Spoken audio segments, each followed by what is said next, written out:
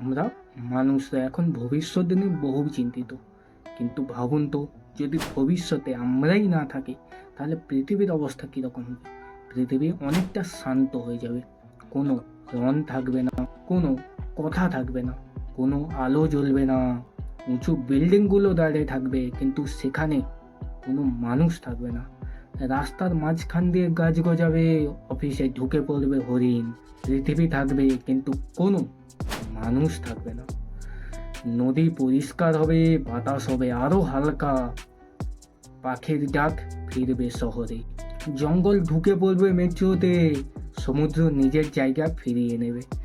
প্রকৃতি জানে বাঁচতে, মানুষ থাকুক বা না থাকুক, কিন্তু তখন কোনো গল্প থাকবে না, কোনো গান থাকবে না, প্রশ্ন করার কেউ থাকবে না, কেউ বলবে না আমরা কে, কেন আছি।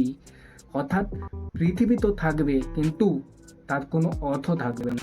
এই ঘটনা থেকে আমরা কি জানতে পারি? এক, পৃথিবী আমাদের ছাড়া চলতে পারে।